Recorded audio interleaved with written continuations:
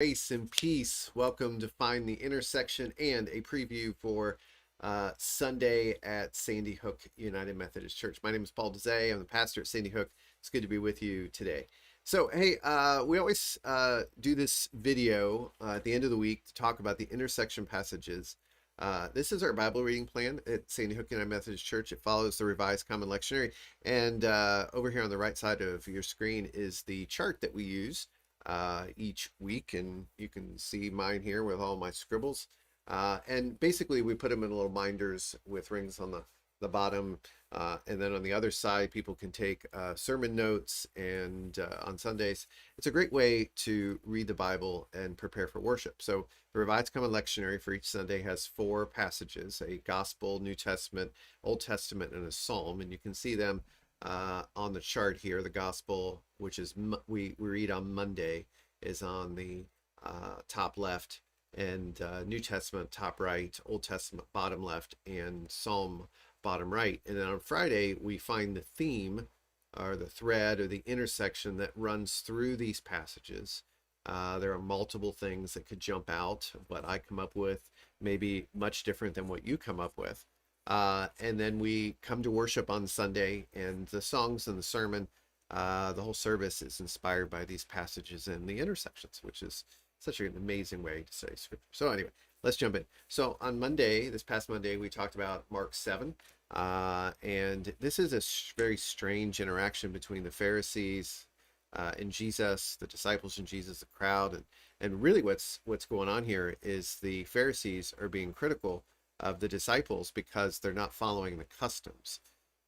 These customs aren't things that are in the Torah or the Bible.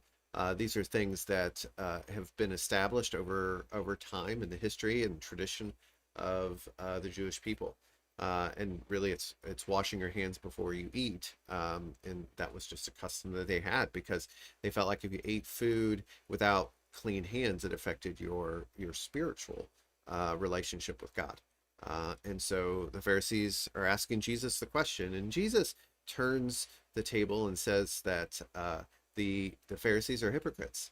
They're focused more on their to-do list and their customs than they are the heart of the Torah, which is about love. In this case, Jesus uses an example, and the example really isn't in the particular verses. It's kind of in between. It talks about taking care of the parents from the Ten Commandments, and they're not doing that. They're more just doing a check mark to-do list. They're focused more on traditions that work within their routines and rhythms instead of the heart of the gospel. And then Jesus kind of turns the tables and says the heart is really what matters, and from the heart flows our actions, or our loving actions or our evil actions. It's not the bread that we take in that contaminates us, is what flows out. It's the words, it's the actions that flow out of our heart, whether our heart is in relationship with God in the right place. Tuesday's passage from James chapter 1, and this actually starts a kind of a stream through James for this week and the next 4 weeks. God does not tempt us. It's our hearts that take us away. Again, that lines up with the passage on Monday. God gives good gifts. Our words matter. Anger distracts us from the word that's been implanted inside. We should be doers of the word, embodying the word of God, living it out. To hear the word and not do the word is like forgetting what you look like when you look in a mirror, forgetting the image of God that you were created in. Piety is revealed in how we how one is a doer of the word to the least of these, how we take care of the least of these. Wednesday's passage from Deuteronomy chapter 4 verses 1 to 2. This is the bottom left hand corner of your chart. The Israelite people are ready to cross over into the promised land, and they're called to follow the law, the Torah, the way. And they're invited into a relationship. This Torah, these commandments, these statutes are a way to live differently than what they were used to in Egypt. And that's so very important. The people of God are called to be holy, or to be different, to be set apart. and they're to live the way of God, the way that gives life. Egypt and everything that was going on there was dehumanizing and turning people into animals, the way that they were treating them as slaves and working them like dogs. And so the commandments are there to help us become human. And that's incredibly important.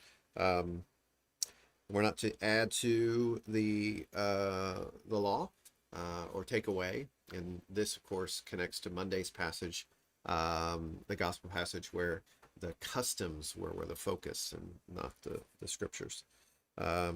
By be obedient, they become a great nation. And so don't forget the words, don't forget the Torah, don't forget where you've come from. And then the Psalm 15 is we are invited to be a long-term guest in God's home. So what's the type of person that is welcome in God's home? The wording here in the original language speaks of like a refugee or a immigrant coming to stay. And Israel was commanded, as well as the Christians are commanded in the word, to take care of refugees and take care of immigrants. So what does it mean to dwell or to live in God's holy house? It's kind of a picture of a tabernacle, to dwelling place. And then there's this list, and I just copied these out of the Message translation. There's those that walk straight, those that act right, those that tell the truth, those that don't hurt friends, that don't blame neighbors, that despise the evil actions of others, those who keep their word even when it costs you something, integrity, those who live honestly, those who never take a bribe. These are the people that will never stumble. These are the people that are welcome in God's house.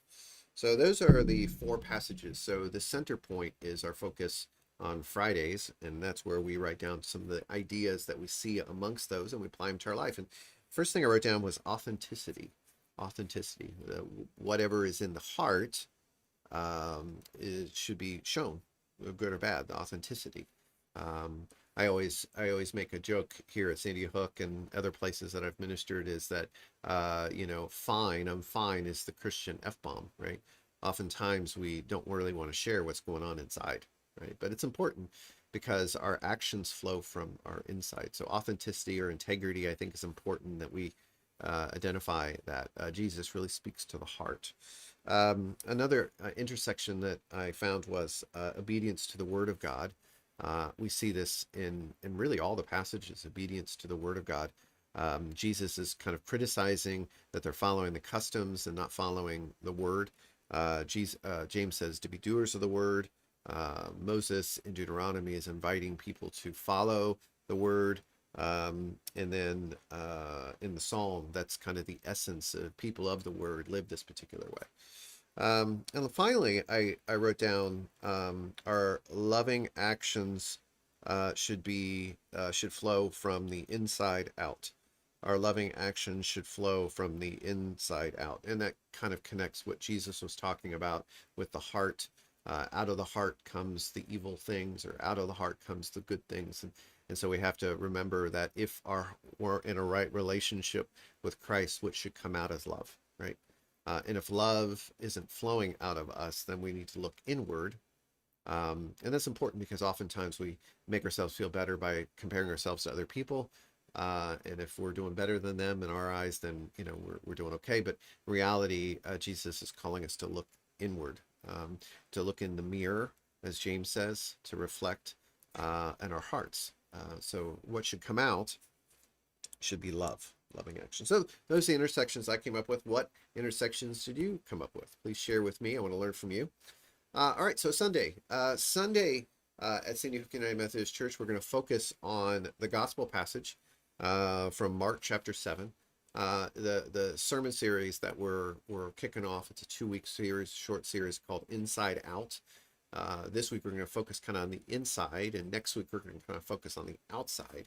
But as we talked about with the gospel passage, there should be this inside out. Transformation takes place from the inside out. And I think it's a really important thing for us to consider. We are so used to the gospel of sin management, which is very much us managing our actions, managing our sin, making sure that our good outweighs the bad.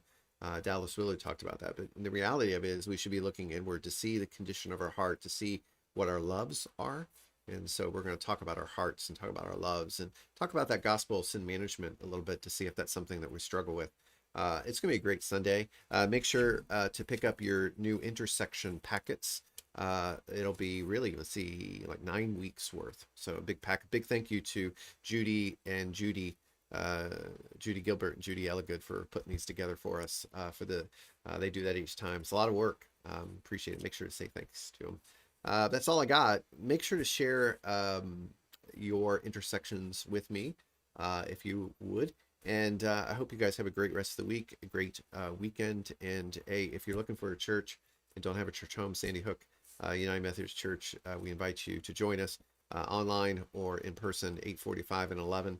And I hope that you guys have a great rest of the week.